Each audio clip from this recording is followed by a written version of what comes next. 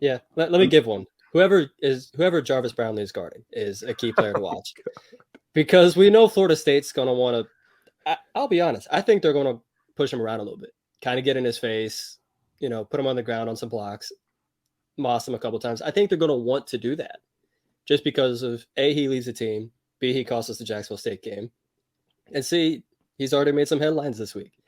Florida State has it in their minds. They're going to have to stay disciplined, keep their emotions in check when they're going against them. But I still think they're going to want to prove a point, and I wouldn't be surprised if at one point we're all on Twitter going, "Oh my God, Brownlee, he did it again." Hey guys, it's Terrence Mann. You're listening to Hear the Spear, presented by Noel Game Day. Go Noles. Hey, what's up? This is Peter Ward, aka E-Dub, in the house. We're listening to Hear the Spear, presented by Noel Game Day. Go live, go Noles. Hi, this is Charlie Ward, and you're listening to Hear the Spear, Go Noles. This is Terrell Buckley. You're listening to Hear the Spear, presented by Noel Game Day. No Bloody. But perhaps better known as the greatest corner to ever step on a football field, Deion Primetime Sanders. Great Deion Sanders, my brother. What's going on, man? I could wake up to that greeting every day, man. That was awesome. Hello, Noles fans. This is former Seminole Derek Brooks, and you're listening to Hear the Spear, presented to you by Noel Game Day. James Wilder Jr. What's going on, James? Thanks for having me on. FSOD, Florida State or Die, and go Noles. William Bar None Floyd. Gentlemen, what's up? What is happening, guys? This is Logan Robinson. Hear the Spear, presented to you by NoelGameDay.com. We are live on a wonderful Wednesday evening here in Tallahassee as Florida State and Louisville Cardinals are set up to go face on the road, at least Florida State's side, and Mike Norvell on Friday night up there at Louisville. Big time game here for both coaches, both teams. Big time ACC talk here as we get ready for what should be a pretty fun night here and two nights over there at Louisville. So with me tonight, I'm really excited about this. We're trying to do this all throughout the season because we get some good insight. We did it last 2 weeks ago with Zach over there from the LSU SI publisher site. But this week with us, I am excited to have Matt McGavic with us from the U of L Report. How you doing, man? Excited to have you on to preview what should be a really fun night up there on Friday night. I'm doing good. Thanks for having me on, guys. Yeah, man. So what's kind of the vibe right now as your season and covering the team? It started off maybe not so expected with that loss to Syracuse. And then you go over and you go down and you play on the road against UCF down there in Orlando. What's kind of the vibe right now with Louisville? Because I think now listening to some of the other outlets and y'all's reporting, it seems like now, Scott Satterfield's, the fan base is a little wavering right now. They were wondering what just happened in week one. How did that happen? And now you go down and you take care of UCF, a talented team there and coached well by Gus Malzahn. You get the win. What's kind of the vibe there right now heading to Friday night? Well, I can tell you that the vibe is a lot better than it was this time last week. I think the best way to describe it now is probably a cautious optimism because heading into the season, there was a lot of positive momentum. It's for the first time it seemed under Scott Satterfield's guidance that they hit the transfer portal and replaced them with legitimate Power 5 caliber talent. Not to say that they hadn't in the past, but they had made a habit of getting half P5, half maybe group of five type guys, which can pay off. But for the most part, they had really kind of struggled to really get impact guys in the transfer portal. They did the complete opposite, and they addressed some really big needs through the portal. They made a pair of coordinator hires from respected Power 5 institutions, brought in Lance Taylor from Notre Dame to be the OC, brought in Wes McGriff from Florida to be the co-DC, and the recruiting has been phenomenal. They're a top 15, top 20 class right now. They've got 5 top 200 prospects in the class, which is completely unheard of by Louisville standards. There's all this goodwill, all this buzz. And then they go into Syracuse and just get the brakes beaten off them. They quite literally did nothing right. It was like that they did not have an entire offseason to prepare for Syracuse. Offense looked disjointed. The defense couldn't tackle anything. The energy and effort was all but non-existent. There were questionable coaching decisions on both sides of the ball, and even special teams wasn't that great because they had one or two missed field goals in that game. I can't remember which, but quite literally nothing went wrong. Nothing went right. And this was an opponent in Syracuse that Louisville has beaten like a drum ever since they joined the ACC. Not even under just Scott Satterfield, but under Bobby Petrino when Louisville first joined the ACC. The only time that Louisville had lost to Syracuse was in 2018 when they eventually fired Petrino. So to have all this optimism for this one game, and then things to go so poorly, it was like the fan base was ready to fire Satterfield after one game, which I don't want to say was overly reactionary, but given everything that went on in that game, I wasn't about to tell people that they shouldn't feel that way. And so heading into this UCF game, I'm thinking, okay, it should be a competitive game.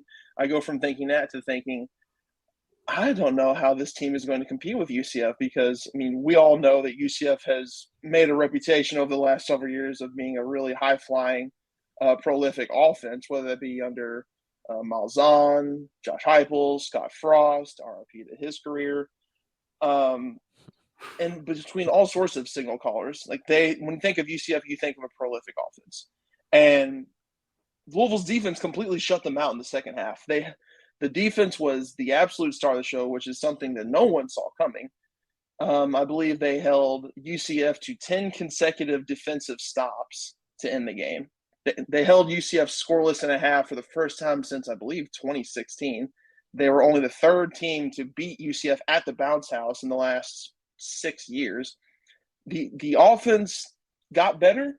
It still didn't look great, but it looked a hell of a lot better than it did against Syracuse.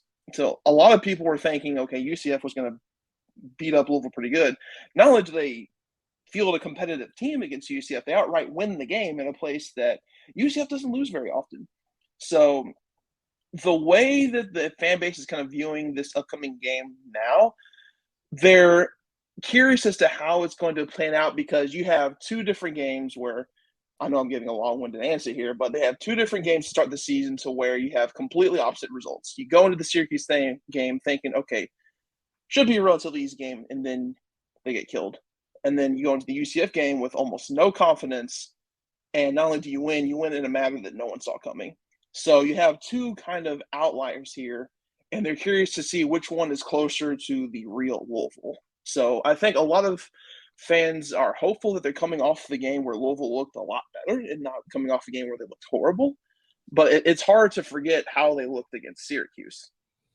Mm-hmm. Yeah, no, that was definitely a disappointing start there, and FSU fans were already kind of salivating there saying, okay, so we got to go on the road. We're going to play on a Friday night, so there's optimism there, and I think there still is, but there's some question marks. We'll talk about it here on the podcast tonight because this team at Florida State still got some maturing to do, and you look back at last year and years past, they will go from getting a big win to the next week looking like they had never played the week before. They never played a football game. So that's something that I'm keeping an eye on going into this game. There's got to be a lot of discipline, and I think Florida State has done a better job of that, and it's shown that. And we'll discuss there because Florida State, no means, they've done this before where they've gone on the road and had mistakes because they weren't ready for that moment. They did it whenever they traveled over to Clemson. Florida State had a really good chance of winning that game. They were making good plays. You had Jermaine Johnson there taking it in for 6 after the sack. I mean, you had a lot of good things going in their favor. I'm feeling it kind of this way going into the Louisville game. Can they make those changes? Can they be much more mature, more disciplined on that side to where it doesn't put them in a bad spot? So that's my number one thing that I'm looking into this game. Which team is going to be more disciplined on Friday night, where it's going to be what Coach Satterfield said. He wants a hostile environment there. And I think, Florida State has been doing as much as they can with the crowd noises. They just went to New Orleans, very, very, very loud crowd there in the Caesar Superdome. But you're going to where now it is 95, 96, 97% Louisville fans. You're not going to have a lot of the war chant blowing in your favor. It's going to be a little bit different for Jared Verse, like he said after that LSU game, where he felt like it was more at home because he had the war chant going. The FSU fan base was there. It's not going to be the same way up there in Kentucky on Friday night. No, not at all. It's actually one of the more underrated venues in the ACC, if you ask me. Cardinal Stadium is. Well, FSU fans know real well about that stadium. There's been some interesting games. And interesting games, absolutely. I mean, Jameis had to have one ridiculous throw to Erman Lane there to save one of them. But since then, Florida State's had a pretty rough patch. And Coach Norvell, Dustin, I mean, Coach Norvell has not been successful going against Satterfield yet. Does that change? We'll see. Yeah, I think a lot of it's going to depend on the running game, because you look at one thing Louisville hasn't done well so far, and that's defend the run. They've given up 208 yards on the ground to Syracuse and UCF apiece in those first 2 weeks. And Florida State coming in with that three-headed monster in the backfield that we saw perform really well against Duquesne, and then they weren't as good against LSU, only getting a long of 8 yards. So I want to see that backfield be more consistent on Friday night. And from your point of view, Matt, what do you think Syracuse can do in that front seven to respond against a Florida State team that's probably going to try and run it early and often? I don't think they're facing Syracuse again, D-Lou. I'm sorry, Louisville. And I don't think he wants to face Syracuse again. No, I got my dose of Sean Tucker. I'm good on that front. But if Louisville is going to try and counter this FSU ground game, they've got to get certain pieces in their front seven going, because over the first, I would say, five and a half quarters of the season, the front seven did not look good. And that was an area of the field that many Louisville fans would think was the strength of the defense, especially in the linebacking core. They didn't get a lot of push against Syracuse. The linebackers looked awful against Syracuse in the first quarter against UCF. It wasn't until about maybe halfway through the second quarter against UCF and in the second half that they started to get a lot more push, start to be a lot more disciplined with finding their gaps and plugging holes and things of that nature. But they have to continue to get some of their other guys, not like the marquee guys like Ashton Gelati, Dorian Jones, who Gelati's a starter on the D-line, but he's had kind of a quiet start to the year. Dorian Jones is the backup linebacker who really shined in the second half against UCF.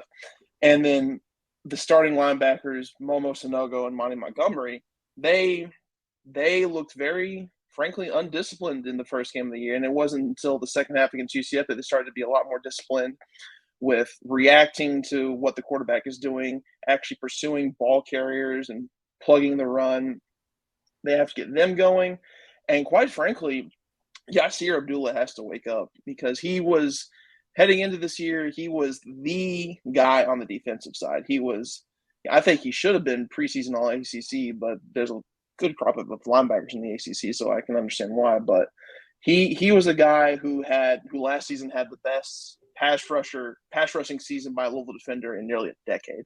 Had, off the top of my head, I think it was 17.5 TFLs and 10 sacks. That's pretty good. And through the first 2 seasons, now granted, offensive lines are countering for his ability and occasionally double teaming him, sending him chip blocks, but he's done almost nothing the first couple games of the season. Part of it has been like I said, offensive lines are scheming for him. But whenever he's facing a single team or like a clear opportunity to make a play, he hasn't really done so. So if Louisville has any chance at all to kind of bottle the run game or just get penetration in the backfield at all, whether it's get pressure on the quarterback or get a TFL on the running back, Yasir Abdullah has to have a good game. Yeah, I was going to ask too, and I was reading up on some stuff. What do you think is up with Malik Cunningham? And I don't think it's really his fault. Maybe it's up to Satterfield. I know he said that they want to utilize him more because you look at the talent level of him. I mean, we were previewing him quite a bit this offseason going into ACC Media Days, and everybody thinks very highly of him, but it seems like maybe there's some handcuffs on him going into this season. What maybe is limiting him? Are you expecting maybe on Friday night for them to maybe unleash him a little bit more? Yeah, he went over 120-something yards against UCF. Is it time to unleash Malik against Florida State's defense, where you saw Jaden Daniels be able to get down the field? They were doing a good job, though, and coverage for the most part of limiting Jaden. But then at some points, Florida State's defense was playing prevent there in that last drive and was allowing Jaden Daniels to come down the field. Yeah, it's going to be a different game plan here for Louisville going against FSU. But still, Malik Cunningham is a dual-threat quarterback, and he obviously knows how to use his legs. Are they going to do some more with Malik? It just seemed like what Satterfield was talking about this week, that they felt like they weren't utilizing his skill set enough. Yeah, and they admitted that. But in order for them to actually unleash Malik and have him be him, which they did against UCF, in order for him to be able to be the Malik Cunningham that we have seen in the past, he, quite frankly, has to play better. Because over the offseason, one of the big talking points, as is with any dual threat quarterback, not just with Louisville, about any Division I program in college, when they have a starting dual threat quarterback, their main talking point is we want to continue to work on it as a pocket passer, get better with some of the elite throws, yada yada yada, which is something that Malik and the coaching staff did and just hammered home all through the offseason, which, isn't a bad thing per se, because Malik is, while he's a good passer, he's not a consistently great passer. And as the quarterback's coach, Pete Thomas, said, who they want to help him to consistently make the elite throws that can help get that offense to the next level.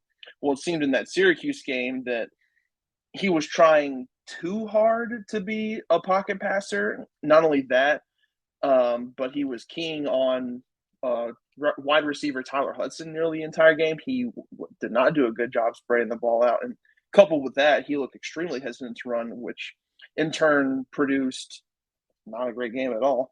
So they let him kind of play his game against UCF. He did look a lot better.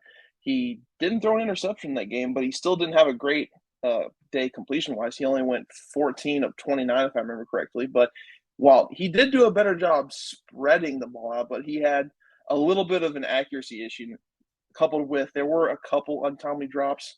So, and I think the coaching staff is a lot more open to, just letting Malik Cunningham be Malik Cunningham. That part is not really in question. Now with them, it's more so like trying to find the happy balance of, we're going to call a pass play for him, we're going to call a design run for him, or how many design runs for him are we going to call up. So that part's the main question from the coaching staff. It's more so on Malik at this point to actually have a good performance, because for the first two games, we've seen him not really have a complete game, not even have a good game per se, except for maybe when it comes to running the ball against UCF when he had 120 yards on the ground. But against Syracuse, he didn't look good throwing the ball, didn't look good running the ball. Against UCF, he didn't look that great throwing the ball, even though he did a better job distributing it, even though he did look good running the ball in that game. So he just has to be a lot more consistent. Yeah, and it seems like the Florida State defense is going to try and bring some pressure early on to knock Cunningham off his game and just to kind of get him out of rhythm. And then, he could use his legs to potentially dice up that defense. So looking at it defensively, what do you think Florida State has to do to be able to limit Malik on Friday night?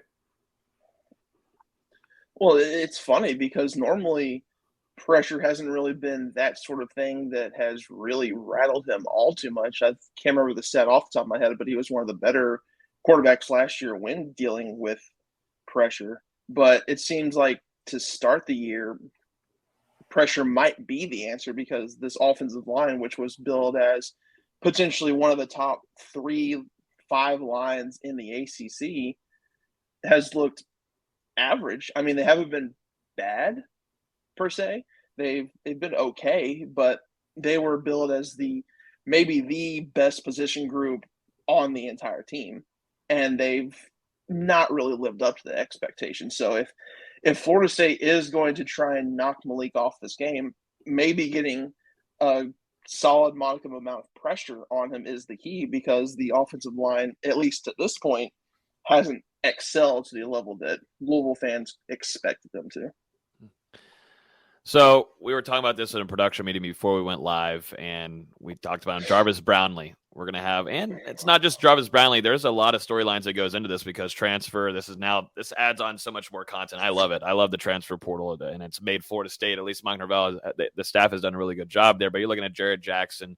You've also got Jordan Travis going back to where he started there at quarterback. But on the other side, you've got Jarvis Brownlee now, a very animated player. He was the same way here at Florida State. And I understand, too, fans like to gloss over the fact that there has been some bad coverage plays from Jarvis Brownlee. But something that Florida State's going to try to take advantage of, we've already talked about, is Florida State's rushing game, and what Jarvis Brownlee does a really good job in is rush game defense. He's very good at that. No matter whatever you want to say about him, Florida State fans, you need to understand that's what he did really well at FSU, and you're expecting to have that same kind of play out of him on Friday night going against Florida State's run game with Trayshawn Ward, Trey Benson, Lawrence Toa-Philly, and Jordan Travis. So what has it been with Jarvis Brownlee? What have you seen out of him? What have you liked? Obviously, had an interception there against UCF last week. We also got the quote out of him saying he circled this game on the calendar, and that's how it should be. It's football. Absolutely. Circle it down. You want to go against your former team that, you left and feel like things were working out well. What have you seen out of Jarvis, and what should we maybe expect from him on Friday night? Yeah, that quote, I certainly caught the ire of FSU Twitter on that one.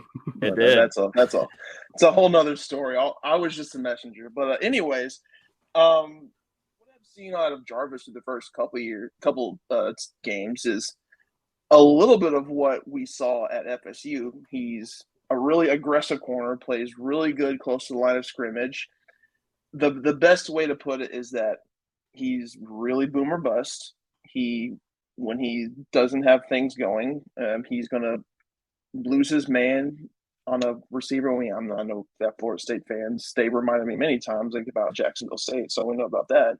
But there are times, but when he's going, he's both really good in run support and has times where he can use his physical aggressive nature to really disrupt timings for receivers, whether that's off the line of scrimmage, whether that's in breaks, in and out of their routes, timing when it comes to jumping for balls, and that can result in game-changing plays like we saw against UCF.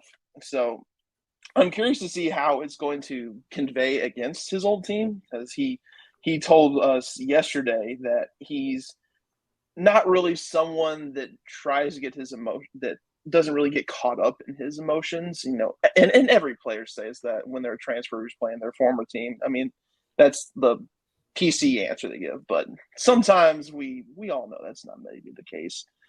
And it's going to be extra interesting because not only does Louisville have an ex-Florida State player, but no, Florida State has 3 ex-Louisville guys in Jordan Travis, Jared Jackson, and Greedy Vance. So it's not like one side of the ball has an advantage over the other. Like, oh, we've got your playbook and we know your tendencies.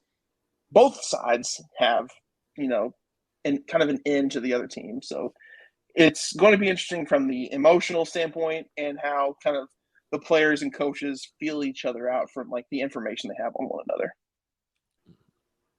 Tight end Marshawn Ford has been around for a while, and then over the offseason, Louisville added former Tennessee running back Tywan Edwards and former Central Arkansas wide receiver Tyler Hudson, and both of those guys are leading in their statistical categories through 2 games for the Cardinals. So what can you tell us about the new additions for Louisville at the skill positions and some faces on offense that Cunningham will be trying to spread the ball to around on Friday night?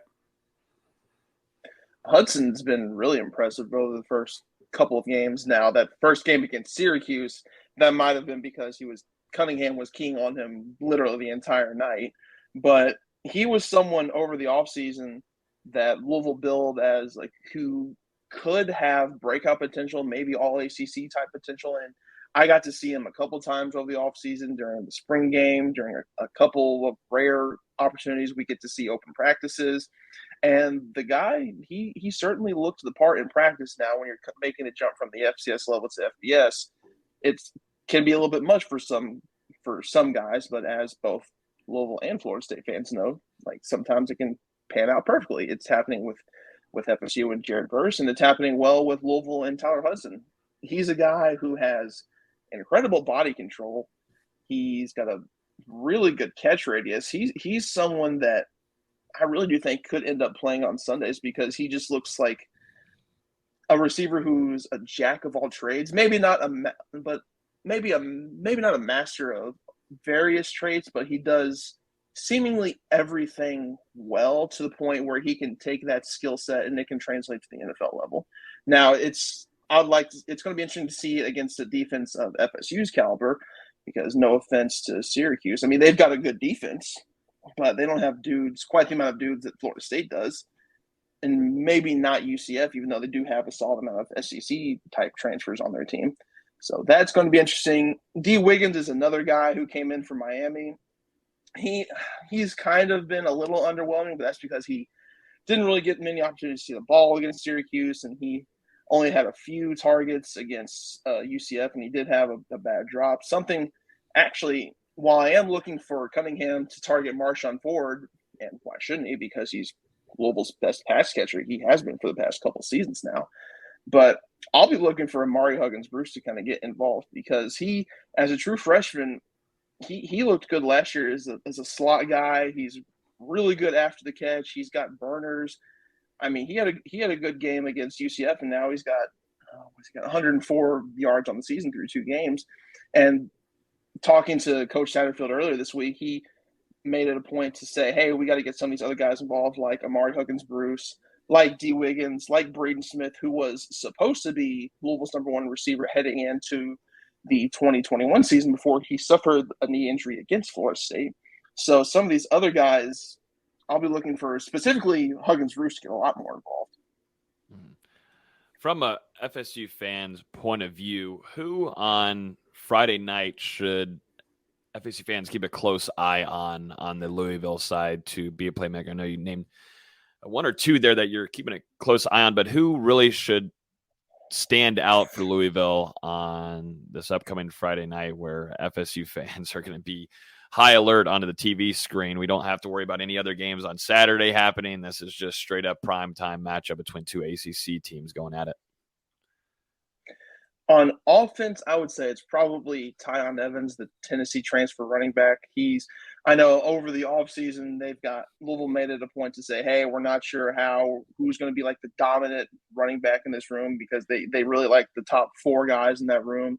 We'll kind of see play it game by game. Who has the hot hand? We're not sure who's going to be a quote-unquote starter.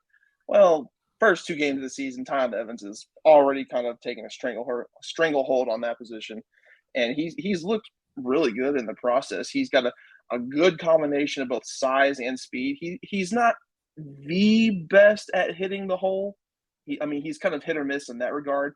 But when he gets open field, he's hard to take down. He's already got 167 yards and 2 touchdowns on the year just through 2 games. So he's someone to look for on the offensive side of the ball, especially considering how much Scott Satterfield likes to run the ball, especially on 2nd and 3rd and long situations, which is something you'll probably hear the broadcast say a lot, is that Satterfield has a weird tendency to want to run a lot on clear passing situations, but that's another story to get into. On defense, someone to look for who hasn't really gotten a lot of runs so far this year, but he is a known commodity for that defense, is cornerback Keitrell Clark. He hasn't really showcased a lot early this season because they've kind of experimented with him moving a little bit in this scheme. So he's a cornerback, but they have him playing a little bit closer to the line of scrimmage in their what they call the guard position, which is a hybrid linebacker safety kind of spot. They can both cover and play physical in the box. They have him switching between that position and nickel, which he can play, but he's more so suited as a CB1 because for the last couple of years, he's been their best piece in the secondary period. I mean, he's got man-to-man cover skills who I think rival that of well, maybe not rival. He's got the best man-to-man cover skills from a Louisville defender since Jair Alexander. He's that good. Now, he didn't get to shine completely last year because the last 3 games he was out due to an ACL, but he still performed well enough to be named a second-team All-ACC guy. So I'll be interested to see what kind of an impact of this he has in this game because he's playing in a slightly different position than what he's used to. But he's too good of a guy to be as quiet as he has been the first 2 games. I think it's just him probably getting a little bit more comfortable to where he is in this system because they really like Jarvis Brownlee, obviously. They really like Quincy Riley, who was a cornerback that they got from Middle Tennessee State, who was arguably the best group of 5 cornerback there was last season. He's demonstrated really good ball skills. So I don't want to say they've gone to a true 3-3-5 look, but they're kind of teetering on it. So I think I don't want to say he's going to have a breakout game because he's already an established cornerback, but I'll be looking to see him try and make an impact on the game. This one, I got one more. This one projects to be pretty close at opened up with Florida State as a 1-point favorite on most betting sites, and I think right now it's sitting around 2.5 points or so. So most betting sites are predicting a pretty good game on Friday night, and special teams could play a big impact in that.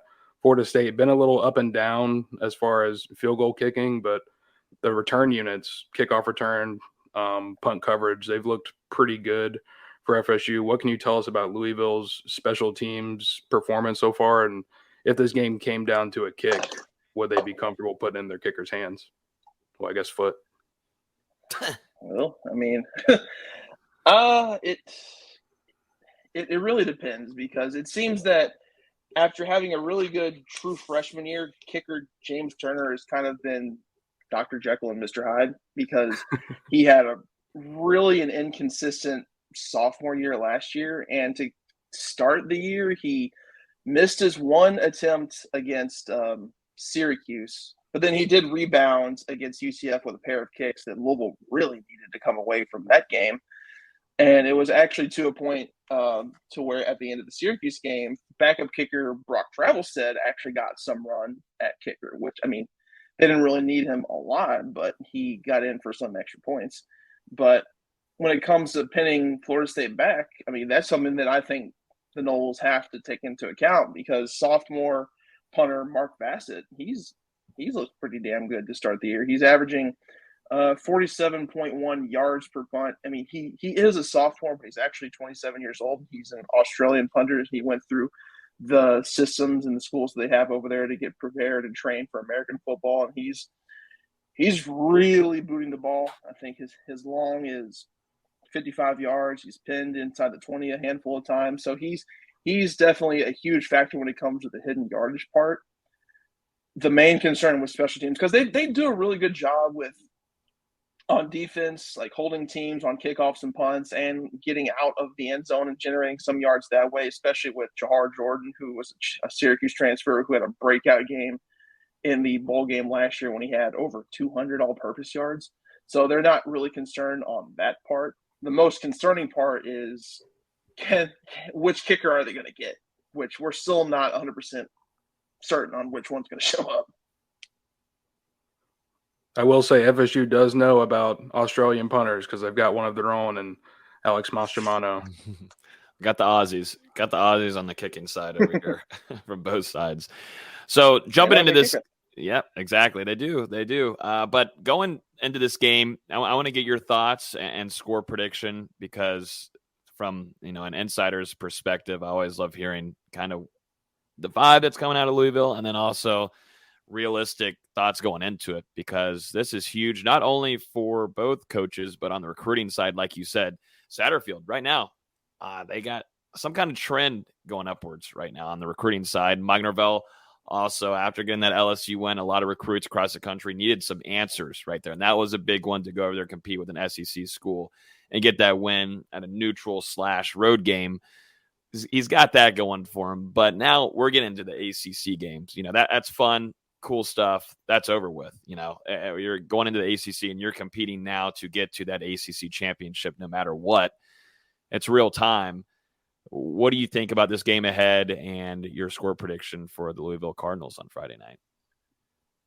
It's definitely going to be a competitive one. I think what's going to really end up determining if Louisville comes out victorious or not is if they can play much cleaner football.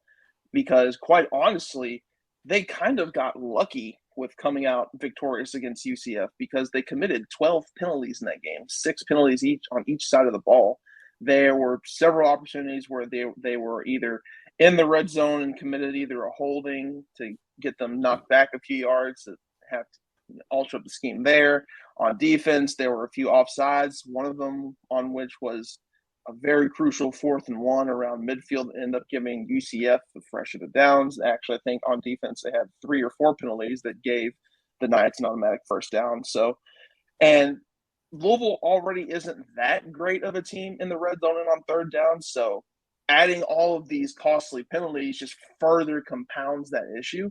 So if they can be a lot more disciplined in this game and continue on their defensive success they had against UCF, start to get things progressing in the right direction offensively, because they Certainly didn't have a perfect showing in the past game. I don't want to say I have a great feeling about Louisville's chances, but I certainly feel a lot more confident in them if they play a more disciplined brand of football. I know I'm going to sound like a homer by saying this, but I do think that narrow spread is pretty accurate. I'm probably going to regret this, but I think if they can limit the penalties, I think Louisville can come out with a 28-27 win. 1 point game that would come down to either a game winner by kicker or something. It had to come down to really a close game there. I mean, I'm almost in that same range with you. We'll give our score predictions at the end of the show tonight, but that would create a very fun game, which I'm all about. FSU fans, though, would like to see a win on their side. But either way, I'm expecting a competitive one because you still got to remember Florida State's on the road in a true road game manner at a different college. This isn't going to be where you've got maybe 30,000, somewhere around that range, FSU fans like they had in New Orleans. So it's a true test for a lot of the newcomers, which there are a lot of newcomers on FSU's roster. So I'm looking forward to covering it this upcoming week. I know you are too. Best of luck over there, Matt. We definitely appreciate you. Make sure you guys go ahead and shout out to your socials, everything y'all show, and let everybody know where you're at with the LSUSI publishing site. You can find my personal Twitter, Matt_McGavic. You can find my site Twitter, Louisville Report, at U of L Report. Me and a couple of my buddies, we host a weekly Louisville football podcast called From the Pink Seats. If you don't understand the joke, it's because Cardinal Stadium for years had pink seats because the sun bleached all the seats and it was pink and it was a whole thing. But yeah, you can find that pod at Pink Seats Pod. And yeah, it's a fun old time over there. We try and give our best insight from a perspective of a fan, a journalist, and someone who actually played, because one of our co-hosts, Vincent Lococo, was a former walk-on and student assistant there. So we have the kind of the insight on that part. And it's a really fun time breaking it down from an X's and O's standpoint. Man, y'all do a great job over there. Great work. So appreciate you, Matt. Best of luck, too, for the rest of the season. Looking forward to covering this game on Friday night primetime. It's fingers crossed it will be a good game. I hope so. I don't want another Syracuse game. Not another Syracuse game. Matt does not want another Syracuse game. And are we all watching out for Syracuse? I mean, what they did to Connecticut, they put some points on the board. Are we all on alert? Until they face someone else. UConn doesn't count. UConn doesn't count, but they might be not completely terrible.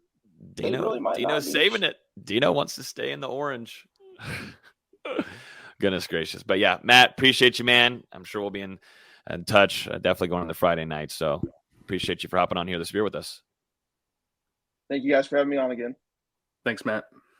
Appreciate you.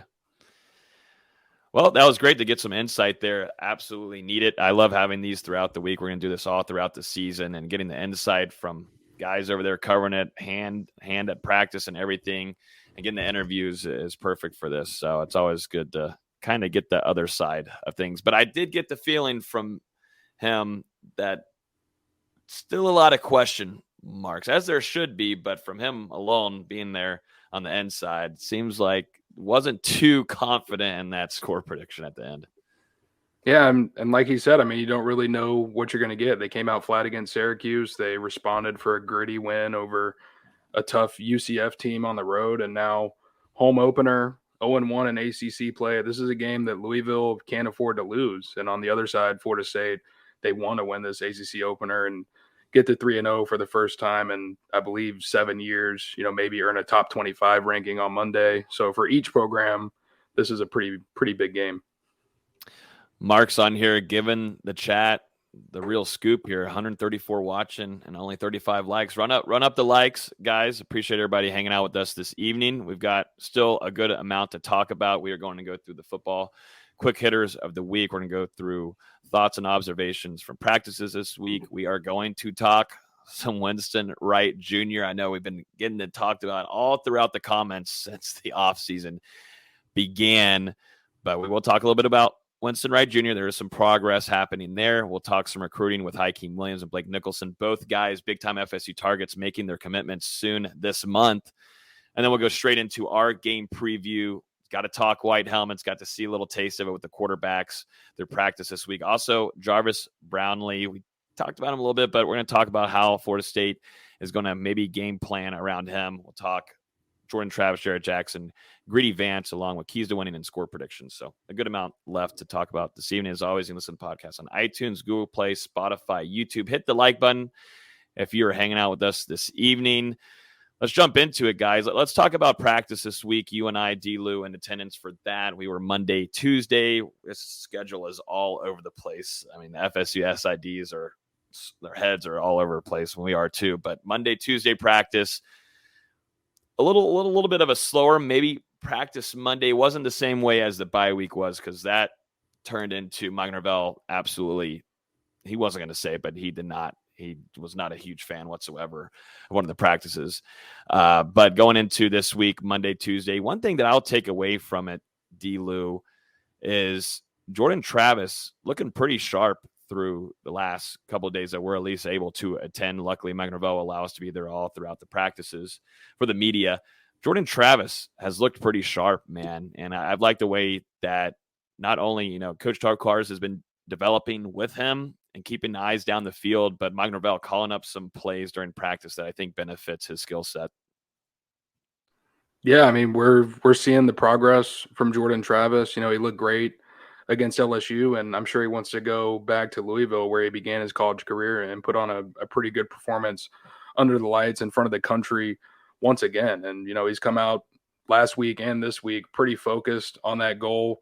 Norvell spoke to us after practice yesterday and said that Travis is starting to see things before Norvell even has to say it to him. He's starting to realize when he's made a mistake before Norvell even has to bring it up. And that just shows the maturation that he's made over the last couple of years, learning from Coach Norvell and now Coach Tokars as well. And he's been connecting with Malik McLean and especially Micah Pittman very well. Pittman is a guy over the last 4 practices. It seems like him and Jordan have connected more than maybe the spring and the early part of fall camp.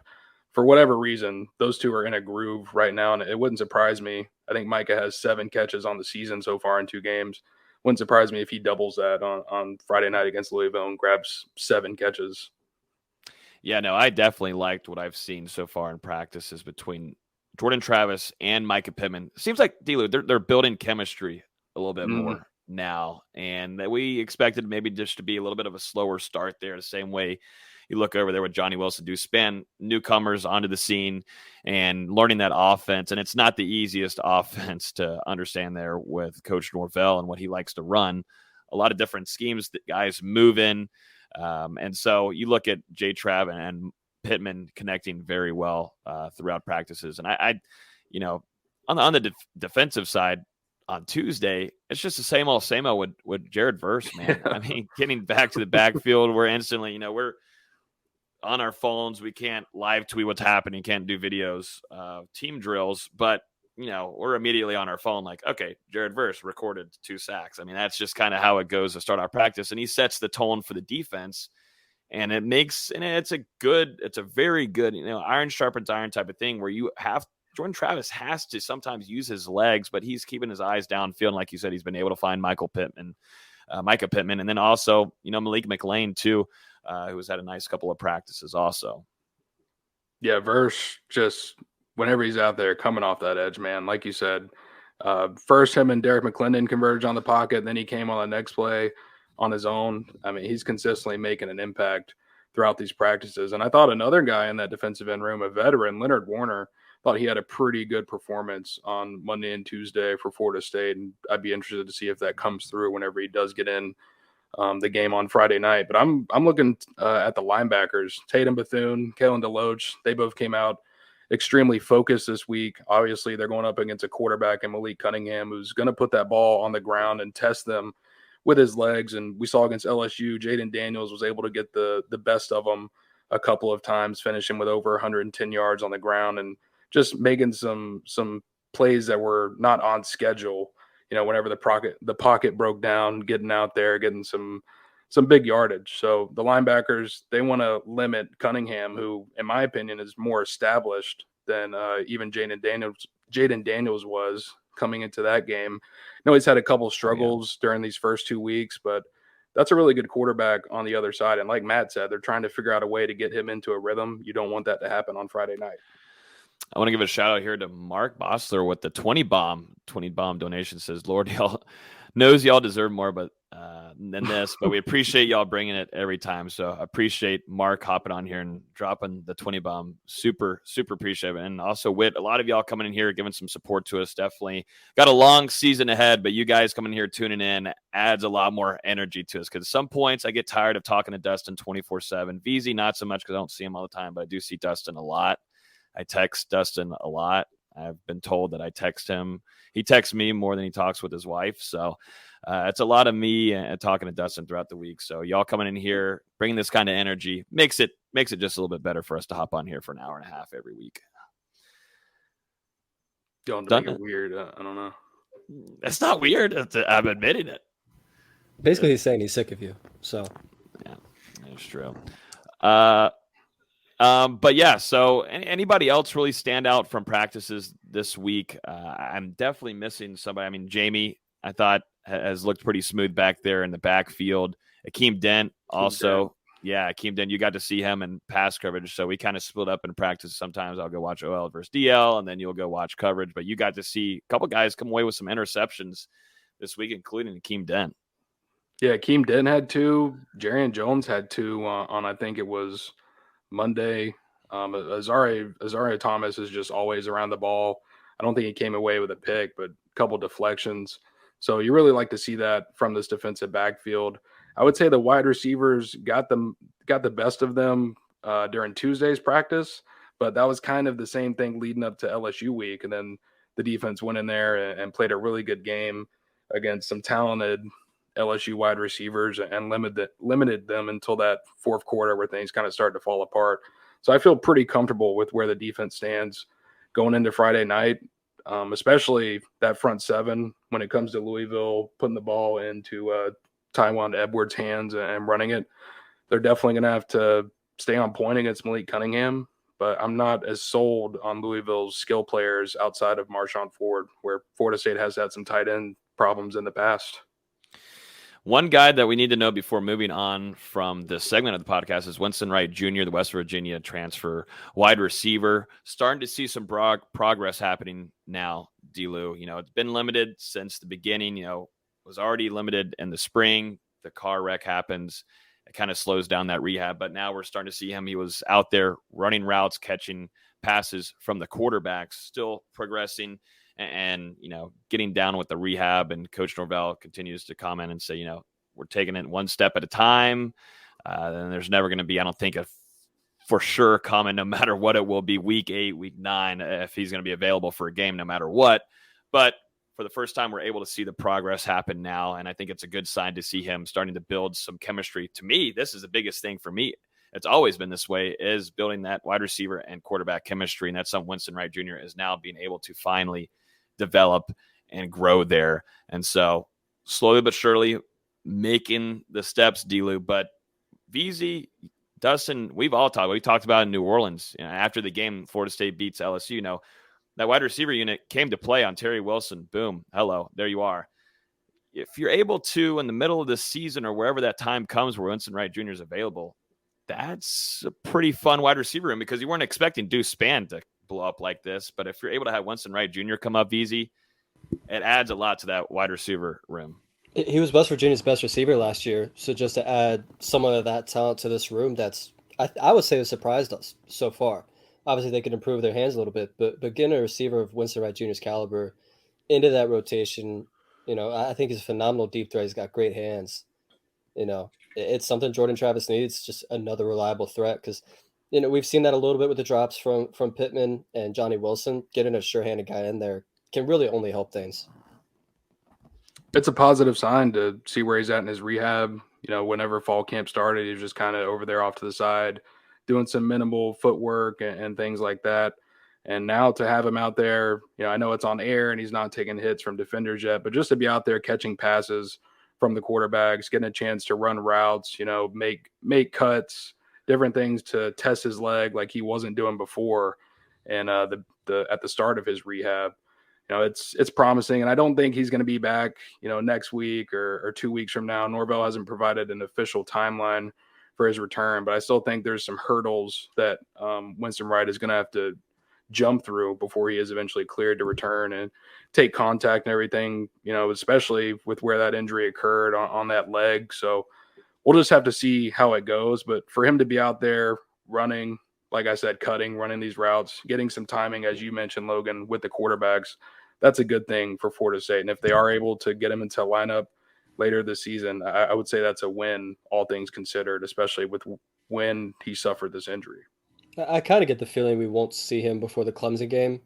And even if he's not back by that game, you have a bye week after that. And, maybe he's back for that last 5-game stretch, starting with Georgia Tech. I feel like Georgia Tech would be a good game for him to return anyway. It's not as big of an opponent. Get a feel for his legs again. I feel like that's realistic. But really just him getting healthy and rehabbing is more important than anything, and getting that chemistry down, like Logan said. Yeah.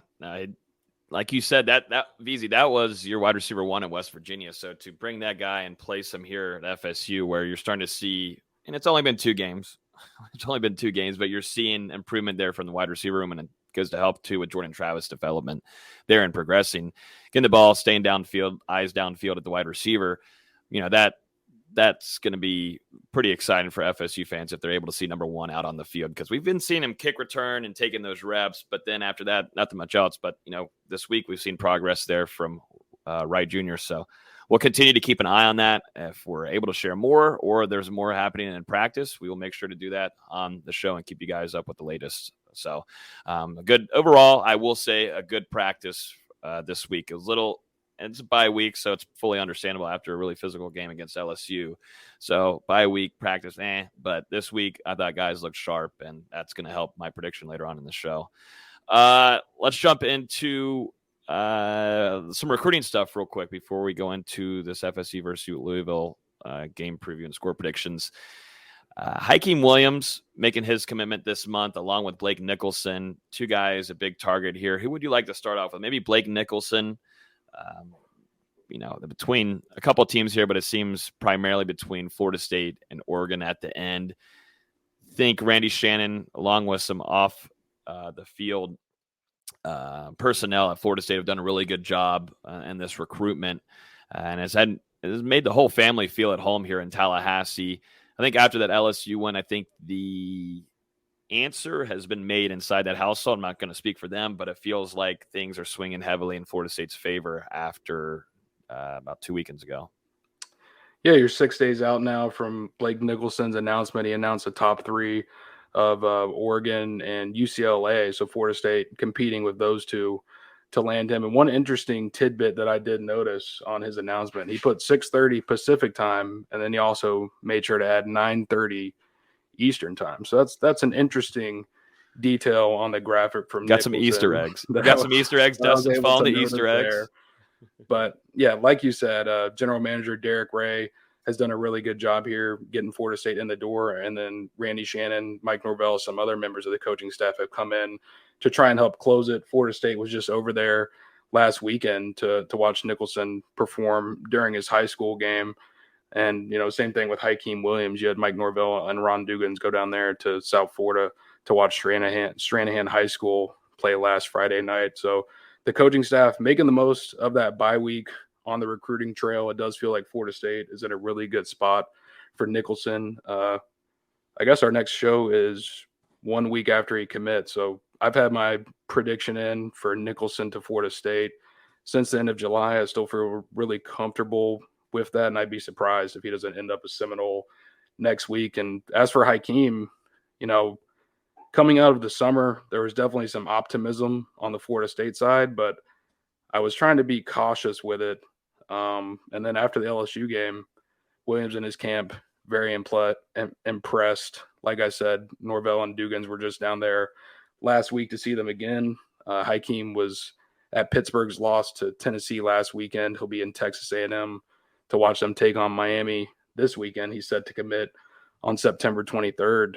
Right now, depending on what happens in the last 9 days or so of this recruitment, I'm feeling really comfortable with where Florida State is at. And, we'll have another podcast before he does commit. But right now I do have him committing to Florida State. Whoa. Big predictions. Uh-oh. That'd be a fun September for FSU. I haven't put that in the Discord yet, but as as of now. So everybody, all the Payne members are like, man, what the hell? Oh, get ready. No, he's going to get pelted on Discord. But there's a reason why you come and listen live on Hear the Spear of the shows on. We got to start getting some people on the shows, so we got to trade there a little bit. But those would be two major big time targets for Florida State. Hakeem's, in my opinion, the commitment or the recruitment doesn't stop for Hakeem fully. He's still planning on visiting other schools, but to already have the upside and have that lean of him going with Florida State to start off, you just got to hope that Florida State can contain him, which I'm not going to be Debbie down here, but the staff has not sometimes done a good job of being able to hold on to some of these commitments, or at least if things are heading their way, it kind of falls off there. But on the optimistic side, Florida State and Mike Norvell, to me, for Hakeem's part of it, and you might agree with me too, D'Lo, and being at the practices and watching him come in, he just feels comfortable, man. I mean, he kind of just walks around, he's interacting, can't say as much what he's doing, but he feels very much at home at FSU. Feels kind of like a family vibe, in my opinion. And I think Mike Norvell has a really close connection to him. Yeah, not only Mike Norvell and Ron Dugans, but then you look at the player side. Florida State has linebacker Omar Graham right there, the true freshman, who was just playing with Hakeem this time a year ago. And those two are pretty close friends and have a really good relationship. And on Hakeem's visit to Florida State, Omar's been there a couple times to be out there and meet him outside of the Moore Center. Hakeem was watching him pretty closely during a couple of Florida State's practices. So I think that's another thing that plays in the Seminoles' favor when it comes to this recruitment. Like you said, once he commits, it's definitely not over. Hakeem, he's going to come to Florida State for an official for the Florida game in November. There's also some rumors that he could see Alabama and Texas A&M down the line. So the coaching staff is going to have to continue to do their job and lock this one in and get that signature during the early signing period. So you're saying Jimbo didn't do himself a favor with losing at home to Appalachian State? Didn't help him out very well. And I do know for a fact that Hakeem Williams was watching that game. Whew. Yikesies. Don't know what's going on in College Station. I can't wait for the Circus Fest this weekend when Miami comes to visit. Whew, should be fun to watch. But yeah, those two targets committing soon. We'll have full coverage. Like Dustin said, make sure you guys are in the Discord. It's free to join. It's down. If you're on YouTube, it's down in the description below. You hit the link, you join. It's free. And if you want nuggets and scoop from Dustin along with me, VZ basketball is coming up soon, which we'll talk about here at the end of the show. Nugget scoop, everything coming into that Discord right now. So make sure you stay alert. Definitely with Dustin dropping some predictions live on the pod. He's going to have to go to the Discord here after this and make sure those get addressed before he gets ripped apart. But yeah, make sure you guys are in the Discord. Some big time targets might be swaying in Florida State's direction right now. Let's jump into this prediction. Let's jump into this game preview before we get into our score predictions and VZ's latest with the basketball ACC conference schedule being released.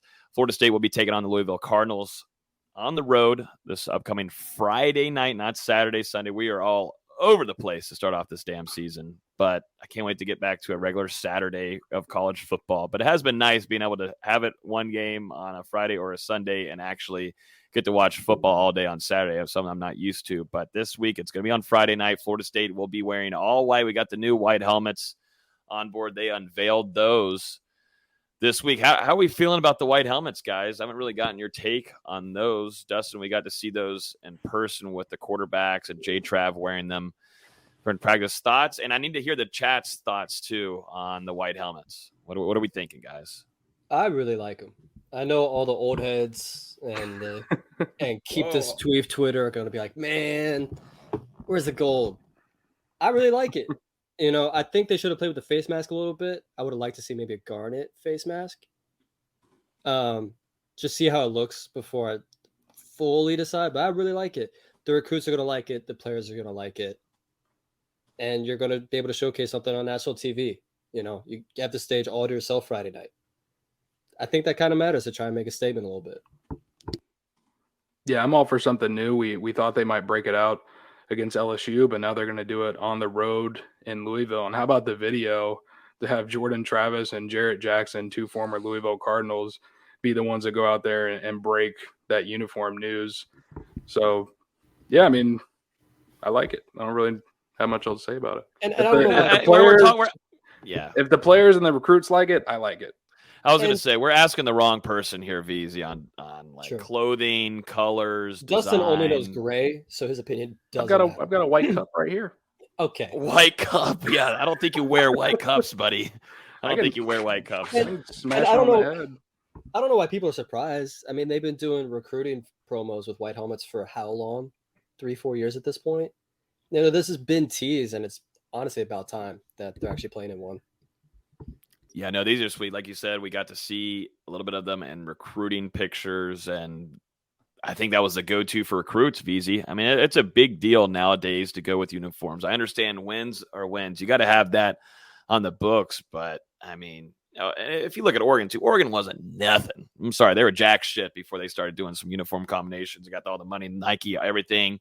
Boom, okay, we're going to start getting some recruits. So this works kind of. And then, okay, so we can build, we can get a coaching staff, yada, yada, yada. We're not going to go through the whole timeline of how Oregon put themselves on the map.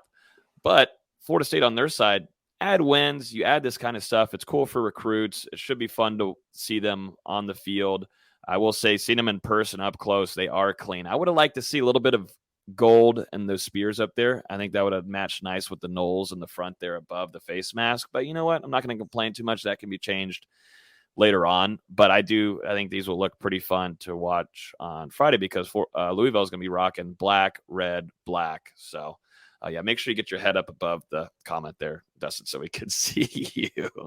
But yeah, the new helmet's awesome looking, in my opinion, and for just national attention, it's going to be pretty cool looking. So, especially if you go out and play really well. Yeah, that helps a lot. That's going to matter more than anything. But if you go out and play well in these, everyone's going to love them. Yeah, exactly. What are y'all's first thoughts going into this game on Friday night? I will say I was a little cautious. I don't know. I just felt weird after last week and the weekend. I was like, oh, man, the big question mark in my head is this team good enough? Are they matured enough now? Are they a discipline? Like Mike Norvell has been preaching since his arrival. Are they able to respond? I loved Coach Norvell's quote after the LSU game and after a few practices during the bye week. Your season gets harder, and the season only gets harder when you're winning. You know, teams are going to give them your best shot throughout the season, no matter what. But for an FSU team and he knows this, a team that's not used to winning like this or starting off the season like this, he knows what his team is. And he's hoping they respond and they perform well on Friday night. But what are y'all's initial thoughts going into this one?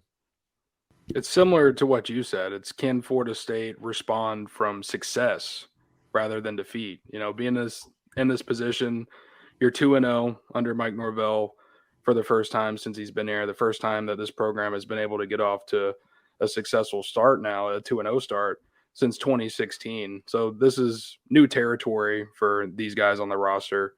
You're playing against a team that you haven't been able to beat yet under Norvell, and it's your first true road game, like we've said a couple times on this podcast. You know, the game against LSU was in New Orleans, but there were a lot of FSU fans in attendance. This is the first real one on the road in Louisville on a Friday night. So, you know, pretty much everyone that lives in Louisville is going to be headed to the game. It's going to be a hostile environment. Florida State, they've been preparing for it with crowd noise ever since the bye week, really, since we've been there. So they're doing what they can, but this is still going to be a tough game. It's the conference opener, and you go in this game, you're 3-0, you potentially get ranked. This is a huge moment for Mike Norvell and this team, and to me, it's can they go in on Friday night and capitalize on it? And to Logan's point about staying disciplined, Louisville's drawn a lot of penalties in their first 2 games against Syracuse and UCF. Even though Syracuse dominated that game, I think they still had 14 penalties or something crazy like that. Through 2 games, they've drawn 29 penalties. You know, Florida State's going to have to stay disciplined in this game. They're going to have to convert on third downs. UCF was terrible against Louisville on third downs. I think they're 4 of 16, whereas Florida State was really good against LSU on third downs. That's something they have to do, and they're going to have to stay out of trouble penalty-wise. That's the only way Louisville – really a lot of drives were kept alive last week against UCF because of penalties on third downs. And that's going to be big for Florida State. Can they show that maturity? Can they show that discipline on the road in what should be a really good environment? Yeah, and that's a good point, Austin, because when you look at Louisville, their defense, it hasn't been great this season. And last season, they were allowing over 400 yards a game, but they stiffened up to only allow 38.9% of their third down conversion. So if Louisville can get you off the field early and make you punt, they're going to be successful. But if you can create these long drives like Florida State did against LSU, you're going to grind up some clock and put yourself in a position to win this game on the road. Yeah, Florida State's done a good job on their side on the offense, being able to convert on those third downs, and Jordan Travis has done a good job keeping his eyes downfield and making some plays, some of them some acrobatic ones, going back to that play, going to Johnny Wilson for the first down. Incredible play. Florida State has done that, but you would like to not have to rely on that so much.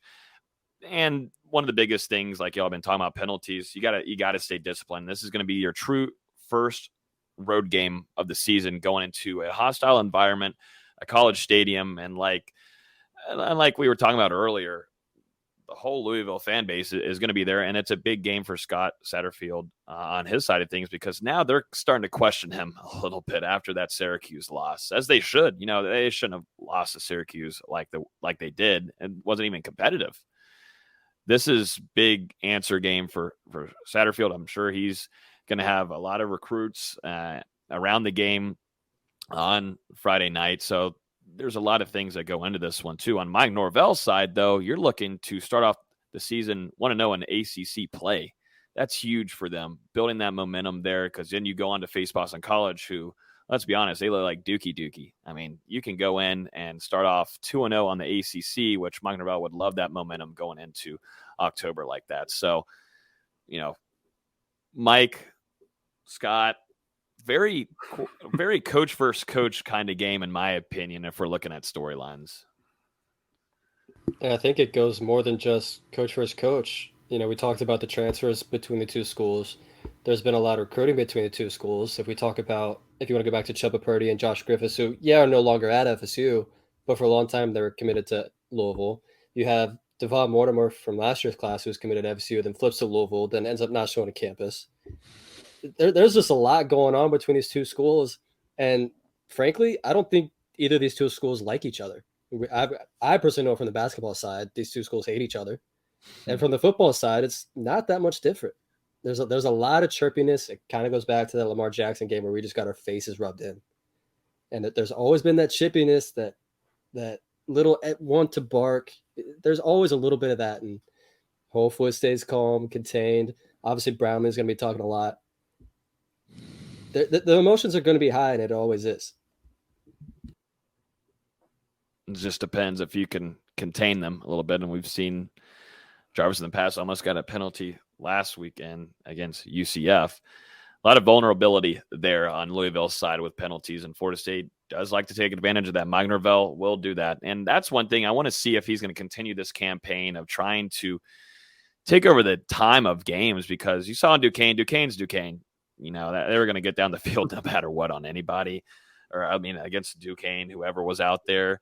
But, in Louisville, I thought they did a really good job of managing the time. And we saw that right out the first quarter. LSU, we looked at each other like, oh, damn. What did I say, FSU versus FSU? Said LSU, or you said Louisville. Yeah. No. Well, maybe I'm thinking ahead here. I'm a wizard, maybe. Or I don't this know. is already got the my wand. third game mistake we've already made. I think we're just idiots at this point. Yeah. Called Louisville. Well, we are idiots. We are not perfect whatsoever. But I do think, though, Florida State is going to have to control this game on time, and they will be able to do that if that run game gets going, guys. Louisville's rushing defense is not so bueno. It's not so pretty. What is pretty? Florida State's run game, and at least Trey Benson alongside, Trayshawn Ward being the leader there, and then you've got Lawrence Toafili.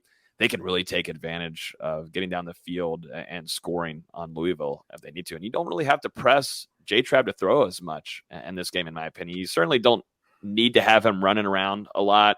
I thought they'd have to do that a lot more against LSU. And in my opinion, for the game plan, I don't think they really have to do that as much. If they can get the run game going. We didn't talk about it, guys, and we should. Bless Harris. We didn't talk about it last week. We forgot to, but bless Harris. Florida State's offensive tackle not going to be available for the rest of the season due to injury. We saw him in a sling all wrapped up down there in New Orleans. So not available. It's a loss there. We only got to see, 3 quarters out of 2.5. him. I mean, practically. Come on, man. I know, right? But now you throw in Justin Turrentine, who has experience. This guy's got experience at the college level. He was thrown in there a little bit at the end of a guard at the Duquesne game, and then converted, like Coach Atkins said, over to tackle for the Louisville game. LSU. God dang it. LSU game. I'm all over the place. I think it's because the L is in there. The L is getting me. But the LSU game, he was over there at the tackle position. Coach Atkins wants to see, he told us this week, he wants to see more consistency out of Justin Turrentine. What do you think, guys? There's just got to be more consistency, and that's understandable. I thought there, at least against LSU, he held his own. That's what you kind of just needed him to do. Just hold as much as you can. First game, and you're going against LSU. And no matter what you have at LSU, you have talent there. I thought he held his own. He was solid. I think more than anything, he's got to get some communication things fixed up, because we saw Jordan Travis take that targeting on what was essentially a blow miscommunication where they got a free rusher right up the middle. Mm-hmm. Because you also had blitz coming around the edge that Turrentine had there was a whole thing going on there. But I think more than anything, the communication just got to get fixed. He's got talent, and he held his own. And I think as he gets more comfortable at right tackle with this line, I think he's just going to continue to get better. Yeah, it's just going to take some time for him to get the knowledge of the system down. This is a guy who got into Florida State late this summer, one of the final additions on the entire roster. So for him to now go from playing a role as a backup to stepping into the starting role for, it looks like, potentially the rest of the season for Florida State, this is a little bit of a jump from where they expected things to go this early, I think. But Justin, a guy who was a JUCO All-American, who started games at South Carolina the last 2 years, he should be able to adjust and at least be a serviceable piece for Florida State at right tackle. And I thought it was huge when you look at that LSU game. Florida State only played 5 guys on the offensive line the entire game. No one had to go out because they got banged up. No one missed any time. They played 5 bodies on that offensive line. And I think that's going to be key again going into this game against Louisville. You don't want to have any more guys go down on that unit. Yeah, I was talking with Mark Rogers earlier on the show, and I think that's a good note there, D'Lo. This is one of the first times as FSU fans and as someone that covers the team, we've been able to see, well, you're going into your third game. You get to keep your whole starting lineup going in the third game. Last year, you didn't see that. Florida State gets to keep their entire starting offensive line. I know Bless Harris is out, but this is now Justin Turrentine's spot there at left tackle. You get to see that whole group coming back from a physical game. You said left tackle before this. You said left tackle. You did. So now VZ's got his mark. D-Lou had his early. I think we blame on D-Lou because he started. 4, though. No, well, yeah. You messed up. I like being a leader. Well, I said a blitz coming around the left edge, which is true if you're looking at it from LSU's perspective. That's what I said. Yeah, we're going off the field there. Yeah. That's a good point. But anyways, yeah. So you're bringing back that. You're getting back that. Don't worry, we're getting your basketball talk in a minute. We're getting there. But yeah, Justin Turrentine bringing back your starting offensive line from the LSU game, I think, is really nice for FSU and that run game because they've been successful opening up holes for Treshaun Ward. Some things though against LSU where Ward kind of had to do things on his own, but he, the offensive line was doing what they needed. That was the best back in the room to take advantage of. But I'm expecting not just a one-man show on Friday night. I'm expecting 2 guys. And as Dustin pointed out really early on the podcast, Louisville's allowed big rushing games so far, 200 plus in each game against UCF and Syracuse. I think Florida State's got a better running back room than either of those 2 schools. I think Syracuse has the better overall number 1 running back. But then you look at UCF, who has another true running quarterback in John Reese Plumlee, who had some success on the ground, but didn't have much success as a passer. He was only 16 of 34. I think you're going to see Travis use his legs a little bit more in this game than you saw against LSU. He was mainly using his legs to open up throws. This time, I think he's actually going to use those running lanes and try to take advantage of that Louisville defense that their front seven's kind of been struggling, where their defensive backs were pretty good against UCF. Yeah, really for me, the key is to have success on the ground and then convert on third down. Like I said earlier, they've given up 208 yards on the ground to Syracuse, and they gave up 208 yards again on the ground to UCF. Now, granted, most of that production for the Knights was in the first half. Credit to Louisville for clamping down in that final 30 minutes and getting the win over UCF. So we'll have to see. Florida State, they ran all over Duquesne. They had limited success against LSU, but we have to remember how good that front four and front seven that they were going up against really was. So I think we'll see Florida State.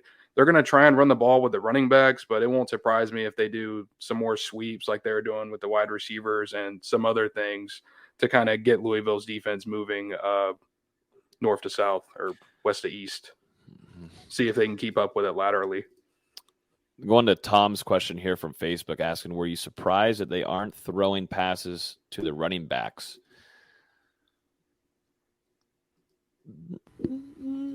Not particularly, because the wide receiver room is a little bit better this year.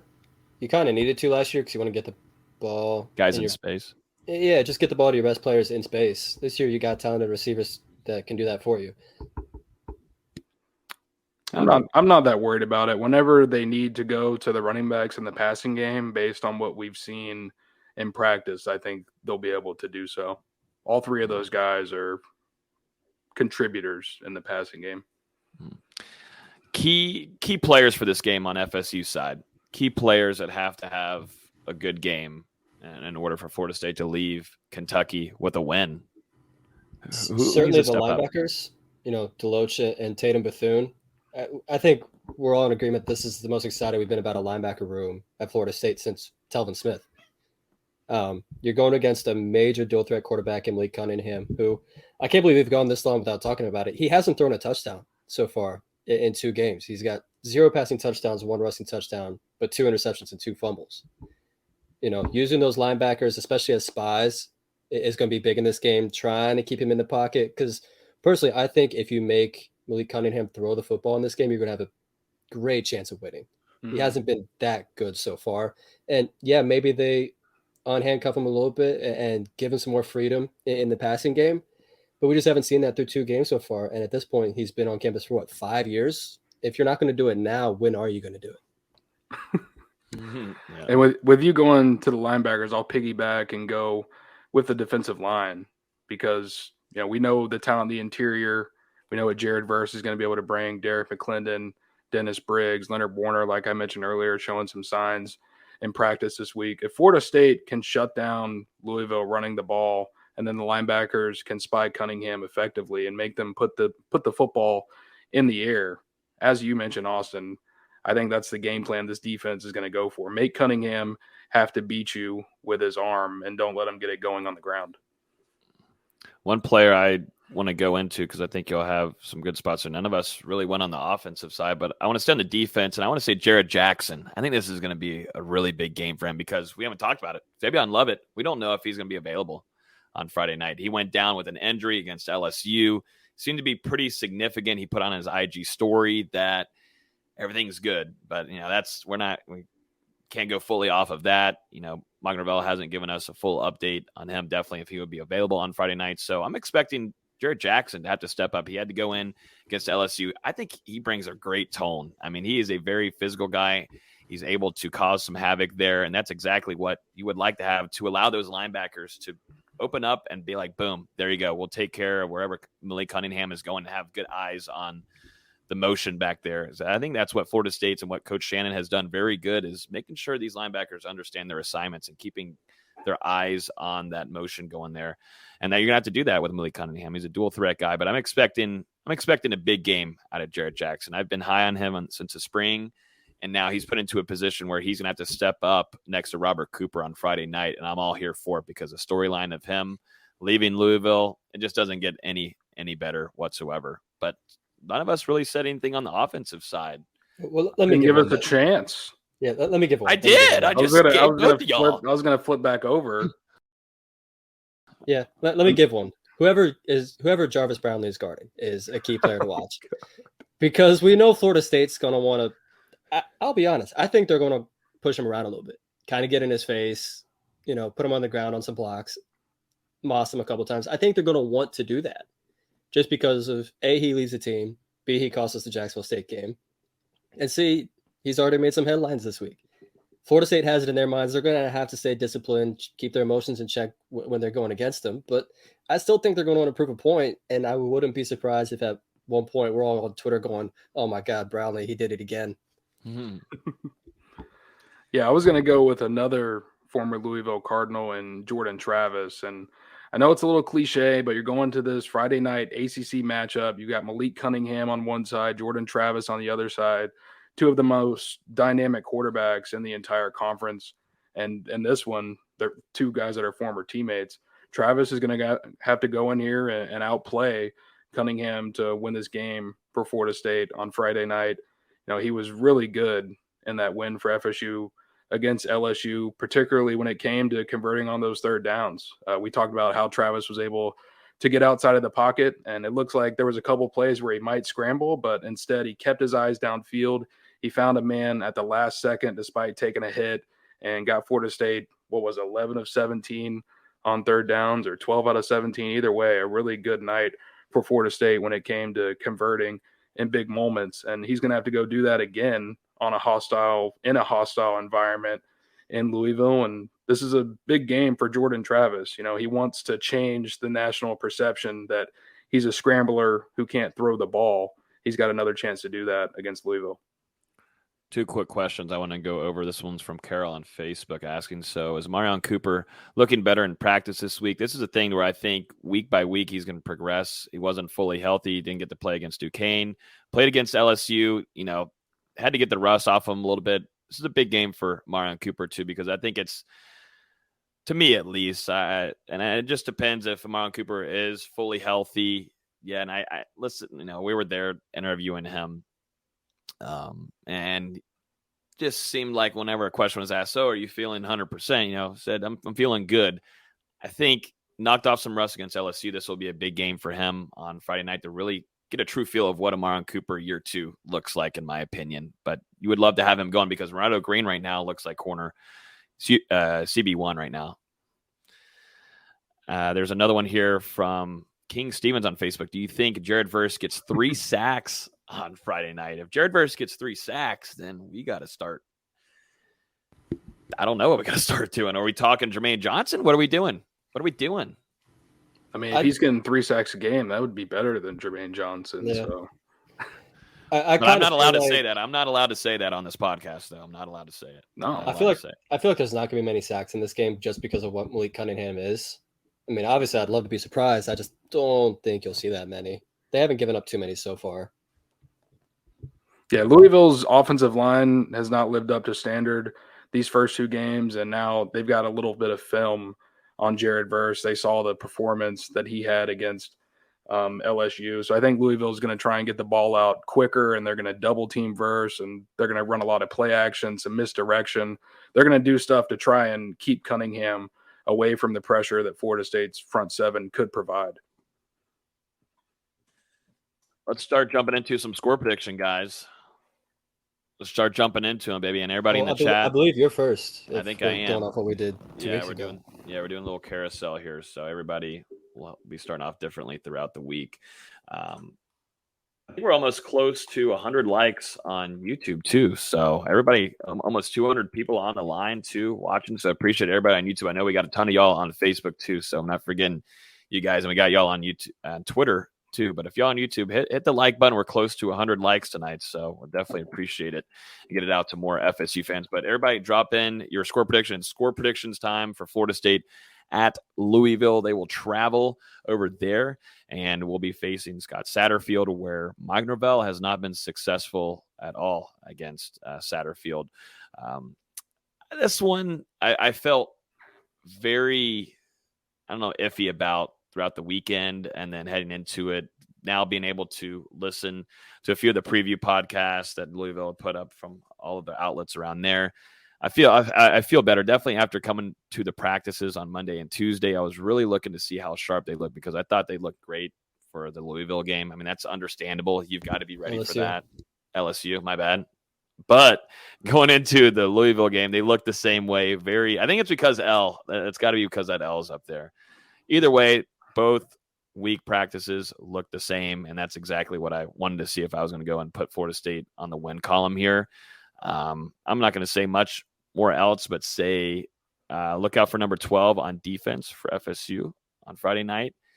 And get ready for Micah Pittman. We talked about him earlier in the practice reports, but something seems to start clicking here between J. Trav and Micah Pittman, the Oregon transfer wide receiver. Look for Pittman and look for Jarrett Jackson on Friday night. In my opinion, I'm going Florida State 31, Louisville 24. I'm looking forward to starting this season on this podcast 3-0.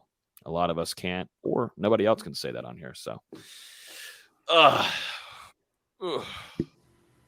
had this game pegged as a loss coming into the year. I had Florida State losing to LSU as well, and they're able to turn the tide and win that game. And looking at this one, for me, it just came down to Malik Cunningham. But things haven't gotten off to such a pretty start for Louisville over the first 2 weeks of the season. I know they're able to get that win over UCF, but I mean, that was a battle down to the finish. Their offense has had some real struggles early on. And you look over at the Florida State defense right now, top 25 defense in the country. They looked pretty solid against LSU. There was a little bit of shakiness in that fourth quarter, but they were able to come out and get the victory. And I think that's going to be the difference in this one, Florida State's defense against Louisville's offense. So I'm going to go Florida State 31, Louisville 27. It's going to be a little closer than people expect. I think it could get a little bit ugly with this being Florida State's first game on the road, maybe some penalties, some nervousness early on as they settle in. But I do believe the Seminoles are going to get the ship righted throughout the game and come out in the second half and win this one in Louisville, go to 1-0 in conference play and top 25 team on Monday. Top 25. Who's the player of the game for FSU Friday night? Jordan Travis. J. Trav, old school. All right. VZ, what do you got? So like Logan, I kind of had some weird feelings like throughout the week. Didn't know how to take it because, on one hand, you look at Malik Cunningham and their Louisville's offense, it's been bad. It's been really, really bad so far. And, as we were all betting the roulette table 2 weeks ago, you look at trends. Am I betting on red? Am I betting on black? Is he going to keep being bad or is he due for a change and going to have a good offensive performance? That's kind of been on my mind this week. And Florida State's got to be really good in the red zone this week. We didn't really talk about it that much, but they really missed some chances against LSU. Coming away with no points twice inside the 10-yard line. That can't happen in this game. Syracuse was a perfect 4-4 in the red zone against Louisville, whereas UCF was just 2 of 4. I think the red zone's going to be huge in this game. And as long as Florida State can get to like how they were last year, converting time and time again in the red zone, I think they'll be fine. I went back and forth. I even said 2 hours ago I didn't even really have a pick in this game yet. I'm gonna take Florida State. I'm not confident in it. It's gonna be like a 27-24 kind of game where something weird happens at the end. But I am going to take Florida State, much to the surprise of some people in the comments. And part of it is I don't know if I'm going to be able to watch the game. I'm going to be at the Bristol race on Friday night. So who knows if I'll even be able to watch, but we'll see. Where do we turn into NASCAR? What's going on here? So, where did we? Long story. I know a driver. He said, "Come to the race." I said, "Okay." Long story short. I like short stories, so I mean, you are the plug for him with the shoe game. Is that what's going on here? I didn't know NASCAR drivers even cared about shoes they're wearing because nobody sees them while they're in the car. You'd be surprised. You'd really be surprised. He's got one of the craziest collections I've ever seen. So, Barado here. Garcia says, Dustin for player of the game. So, D-Lou, when are you heading up to Louisville? Whenever you buy me a flight. I don't feel like doing that. I don't feel like doing that. I don't think you really want to go either, so I don't think so. Louisville's a nice place. I got family there. Well, I don't have family there, so maybe I don't. Why aren't you going to see him? Because I'm going to Bristol NASCAR race. I already said it. Oh, my goodness gracious. Yeah, there was a couple things in here real quick, too. There was one question that I want to go to because a nice person, Larry, came in a little late here, but asking, I'm just coming in, but I would like to know, how do you think Florida State's front four and their linebackers can contain Louisville's quarterback? We talked about this earlier, but just to point out, I'd really like to play that Kalen Deloach has been playing at, along with Tatum Bethune. Smarts I mean, he just knows where to go at the right time. And then DJ Lundy is just so much more athletic and is able to stay and more drives and I have to be subbed out as much. I think those three might be the MVPs of the game, in my opinion, because, Jaden Daniels, they're playing prevent on that last fourth quarter drive there. But for the most part, I thought that where the linebackers needed to be, we used to have to complain about the linebacker play. We haven't done that in the first two games. We know it's Duquesne, blah, blah, blah. But LSU, we haven't had to complain about them. We used to gripe on them every year on this podcast. But so far, it's been pretty silent there on the linebacker play. And I've been really, really damn impressed with Kalen DeLoach. I thought that he had a big time show out last year breaking out like this, but now he's just taking it to a different level. And, I don't want to give full on shout out to Coach Randy Shannon yet, maybe after this game, but I think he's done a good job in that room so far.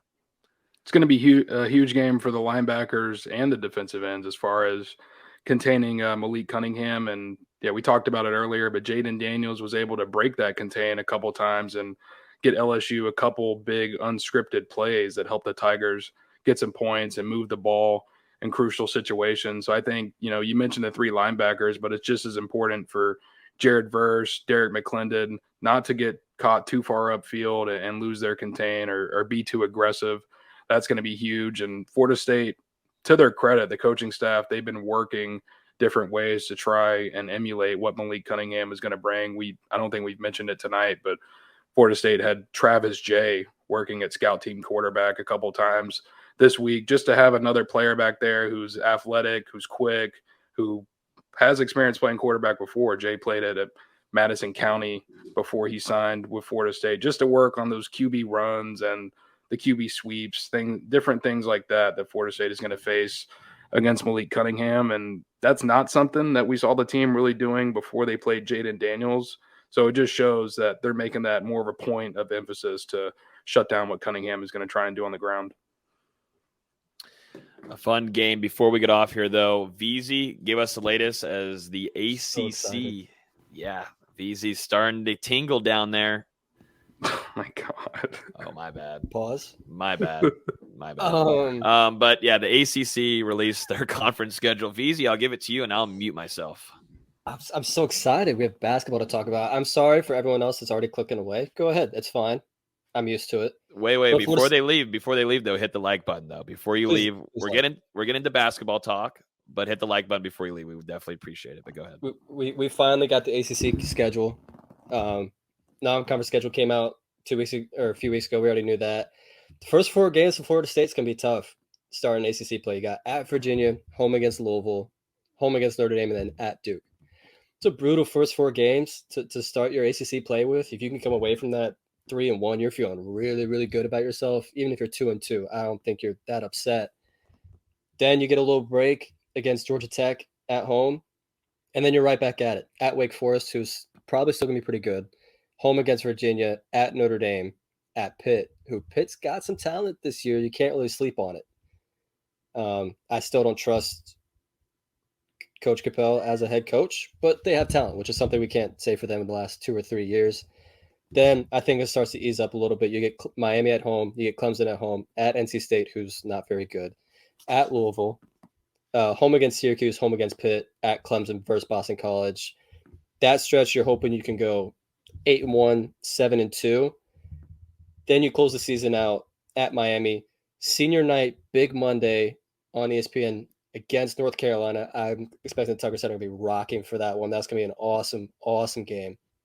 Then you close the season out at Virginia Tech, who lost a lot of talent from last year, but they're still going to be able to shoot the lights out like we all witnessed last year. Very talented three-point shooting team.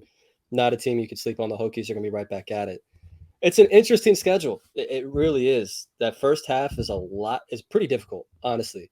Once you get to mid to late January, early February, starts to ease up a little bit.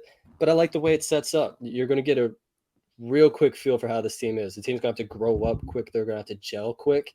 Because as I mentioned in the article, they've got 8 newcomers on this team and only 5 returning players. Sorry. Do you see your name down there? Yeah, I see my name. It's still staying there until the season tips off. That's fair. No, that's fair. But I'm excited. I'm really, really excited. I'm already working on booking hotels for the games that are around me. There are 6 games within 3 hours of me. I can't wait. I really cannot wait. Yeah, no, I'm excited.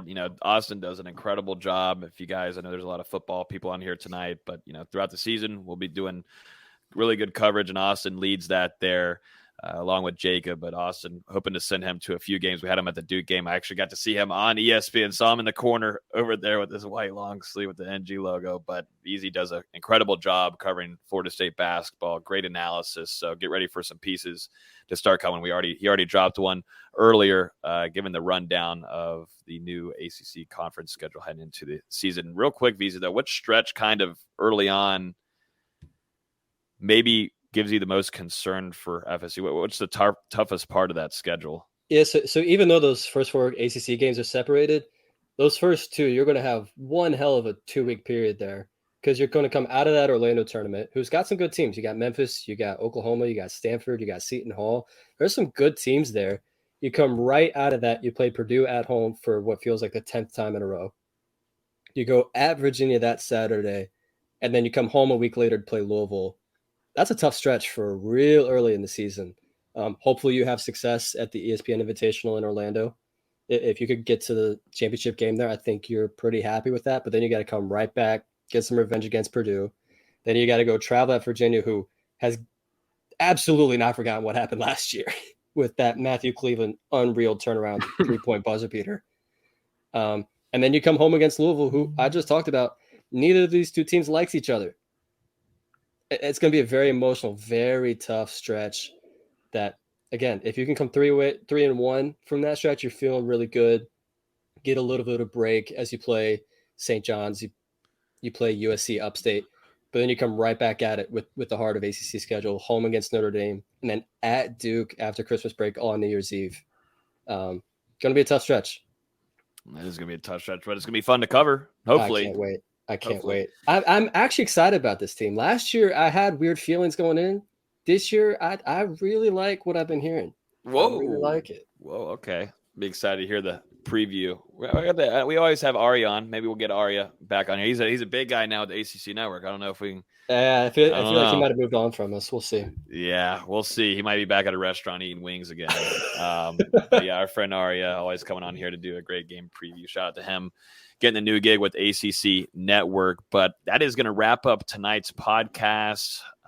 Had a great time being able to preview Louisville, which, like I said earlier, we're going to try to do that throughout the season with a lot of the Sports Illustrated publishers out there. I think that gives a good perspective of what fans want to see going in, and get a good perspective of the players to watch out for, and all the kind of intel going over there. So all the insider news from opponents, we're going to continue to try to do that throughout the season, along with having some other guests like we had last week with Jeff Collane. We're working on trying to find some more throughout the season to keep some things entertaining, so you don't just have to hear our voices all the time. So appreciate everybody listening to the podcast. Before you leave, though, if you're on YouTube or Facebook, we'd really appreciate it. All you got to do on YouTube is hit that like button. It's free. Also, the subscribe button. I don't really talk about the subscribe button a lot, but hit the subscribe button. Would deeply appreciate it, because then it will show up on your feed and you won't miss any kind of episode or live video. We'll do an instant reaction too. Just letting you guys know, we'll do an instant reaction Friday night after the game, coming on here and giving you our thoughts on, hopefully, maybe Florida State's winning streak continuing, going 3-0 for Mike Norvell and ending that streak against Scott Satterfield. So, as always, you can listen to the podcast on iTunes, Google Play, Spotify. Appreciate everybody hanging out. All of y'all, this was crazy tonight. Never seen all this support. It definitely helps us, drives us to keep on coming on here and try to give you guys as much good content. And sorry for the slip-ups tonight. It's just one of those kind of nights. But appreciate everybody hanging out with us. Y'all have a great rest of y'all's week. And we'll talk to you guys on Friday night. Peace.